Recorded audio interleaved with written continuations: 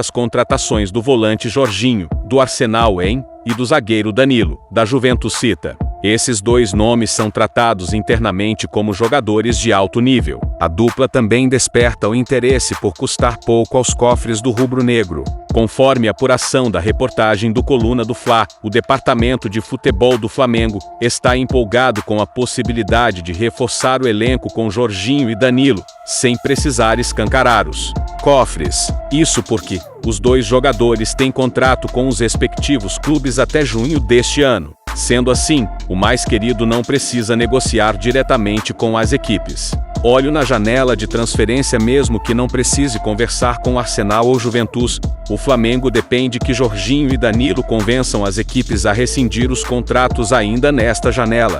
Ou seja, o rubro-negro espera fechar a contratação da dupla até 28 de fevereiro, prazo para inscrição de novos atletas no Boletim Informativo Diário B da Confederação Brasileira de Futebol para o período de transferências.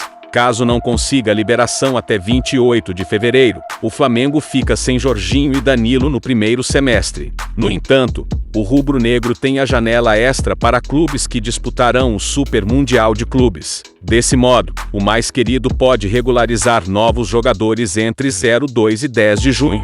A última opção para contar com os dois ainda em 2025 é a janela do meio de ano, que fica aberta entre 10 de julho e 2 de setembro. Com vencimento do Flamengo sabendo dos prazos, o Flamengo age com paciência e evita entrar em leilões por Jorginho e Danilo. Portanto, a diretoria rubro-negra adota uma postura segura nas conversas com os jogadores.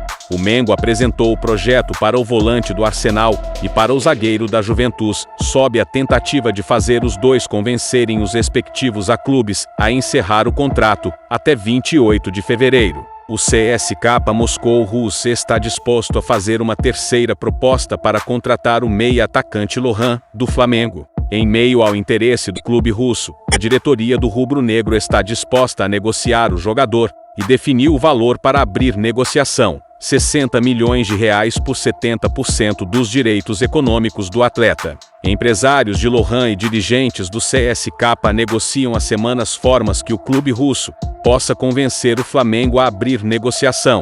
No entanto, as propostas da equipe europeia ainda não agradaram ao rubro-negro. Isso porque o time da Rússia fez duas propostas. A primeira oferta do CSKA por Lohan foi de 4 milhões de euros, 25 milhões de reais, por 100% dos direitos econômicos do jogador.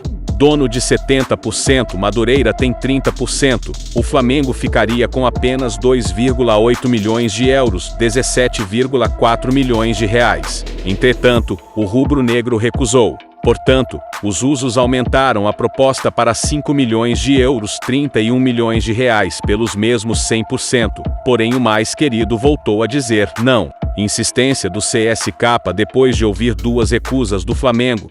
O CSKA Moscou segue interessado em Lohan e prepara uma terceira proposta. Na tratativa, o rubro-negro deixou claro ao staff do jogador que só aceita abrir negociação por, no mínimo, 60 milhões de reais, 9,6 milhões de euros pelos 70% que detém.